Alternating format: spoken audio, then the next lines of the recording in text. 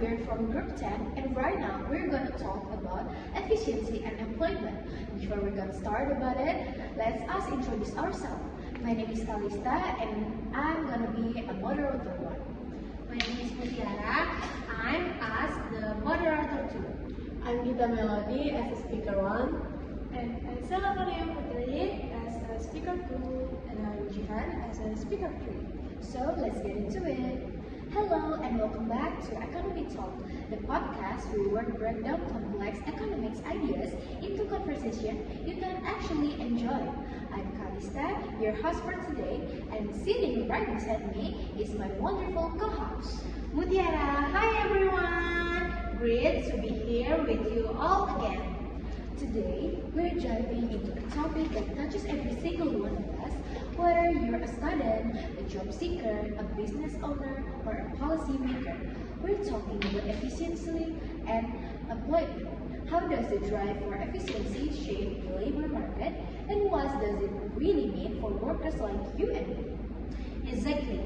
And to help us unpack this, we have three incredible guests with us today. First, Melody, an economist and a researcher specializing in labor economy. Thank you, Woodley. It's a pleasure to be here.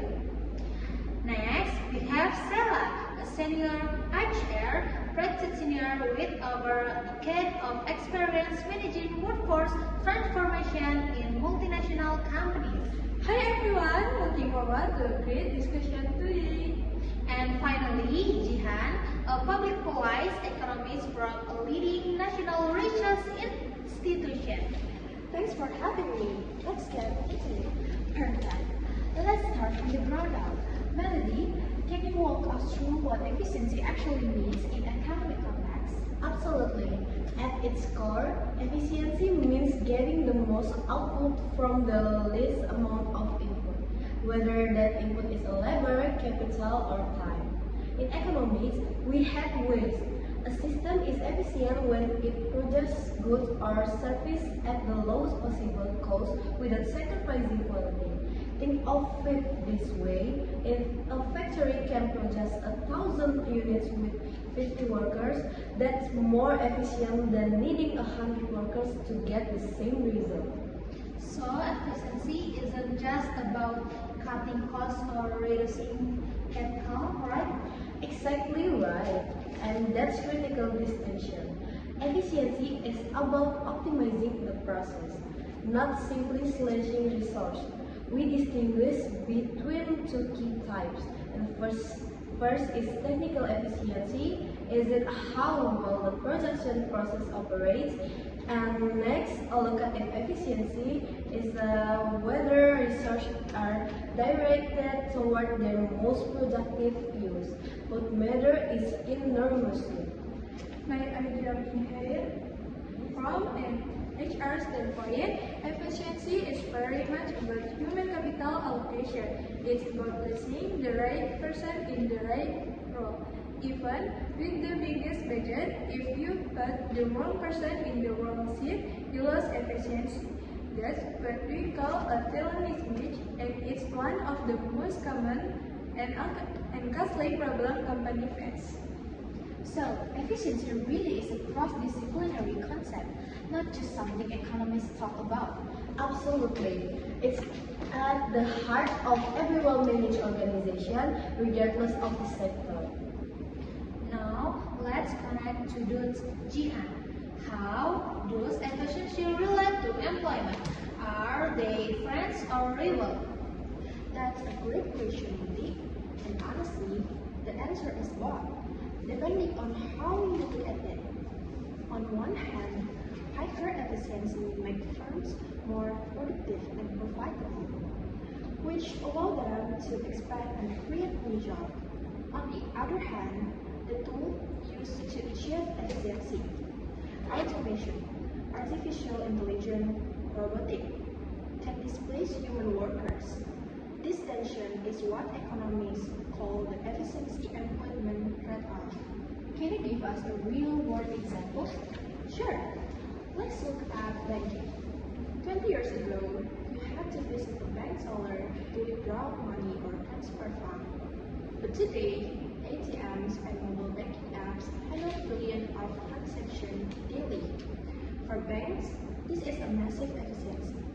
Can lower operational costs, faster service, higher customer reach, but it also means fewer dollars are needed.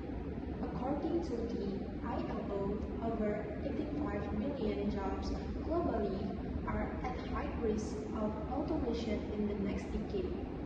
Indonesia alone could see millions of manufacturing and service jobs affected. But Harvard almost said two executives who are too quick to automate efficiency. Broad technology doesn't have to mean fewer jobs, it can mean different jobs.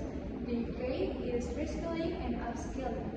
If you train your workforce to work alongside new technology, to maintain it, improve it, analyze it output, you don't lose people, you transform them. The company that do this will are the ones that stay competitive long term. That connects to fascinating theory in labor economics that called efficiency wage theory. The idea is that paying workers above the market wage actually increase their productivity, loyalty, and motivation, which ultimately benefits the firm. So, true efficiency doesn't always mean minimizing labor costs. Sometimes, investing more in your workers is the most efficient thing you can do. So the takeaway is efficiency and employment don't have to be in conflict. With the right approach, they can actually reinforce each other. Precisely. And the term for that is inclusive efficiency, where productivity gains are shared broadly across worker and society, not just captured by shareholders. Now, let's talk about the hard part. What are the biggest challenges in balancing efficiency and employment, and what can actually be done about it? Melody, let's start with you. The biggest challenge is the speed gap. Technology is advancing far faster than our education and training system can keep up with. We're producing graduates with skills that may already be obsolete by the time they enter the job market. The solution has to start with reforming education, embedding digital literacy, critical thinking, and adaptability into curriculum from an early age. We need to prepare workers not just for jobs that exist today, but for roles that don't even exist yet. From the corporate side, the challenge is change resistance. Many experienced workers feel that not when new systems are introduced. I've seen this across introduced. People feel the technology is coming for their jobs. The solution is building what I call a learning culture, where continuous development is embedded into the daily work experience, not treated as an occasional seminar. Reverse mentoring is also powerful. Younger employees help seniors navigate technology. Will seniors search institutional knowledge, it will graduates coming for their jobs. The solution is building what I call a learning culture, where continuous development is embedded into the daily work experience, not treated as an occasional seminar. Reverse mentoring is also powerful. Younger employees help seniors navigate technology. Will seniors search institutional knowledge, it will bridges across generations. And at the policy level, the challenge is protecting workers during transition. When a wave of automation hit an industry, workers need more than just a training program. They need a safety net along the trend. Denmark flexicurity model is one of the best examples globally. It combines flexible labor market, where firms can hire and fire relatively easily with strong social security for displaced workers, generous unemployment benefit, active job placement service, and fully funded recruitment program. Indonesia could greatly adopt 11 of this model to make our labor market both efficient and human. So the requires all their sides working together, government, companies, and individuals. Yes, in economics, we call it the triple helix model: government, industry, and academia working in concert to build an ecosystem where efficiency and inclusive employment can coexist and thrive. We're approaching the end of discussion today. I'd love to close with one final message from each other's our speakers. Melody, you first. Efficiency is not the enemy of workers, it is a tool. And like any tool, what matters is how we choose to use it. Used wisely, efficiency can lift living standards and create opportunities for millions. Used carelessly, it can deepen inequality. The choice is ours to make. Invest in yourself. Reskilling and upskilling are no longer optional. They are survival skills in today's economy. Be curious, stay adaptable, and never stop learning. The world will thrive in the future will be those who embrace change, not those who resist it. Good policy is the great equalizer. Efficiency should create prosperity for everyone, not just those at the top.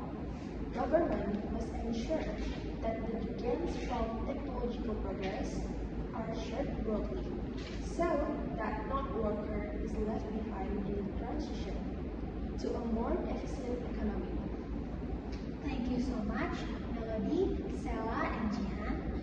This has been an incredible, rich, and insightful conversation. And to all of you listening, thank you for tuning into Economy Talk. We hope today's episode gave you a clearer picture of how efficiency and employment are intertwined and why getting that balance right matters for all of us. If you enjoyed this episode, please subscribe, share it with a friend, and leave us a comment. We'd love to hear your thoughts. Until next time, keep thinking, keep questioning, and keep learning. This is Economy Talk. See you soon. Goodbye.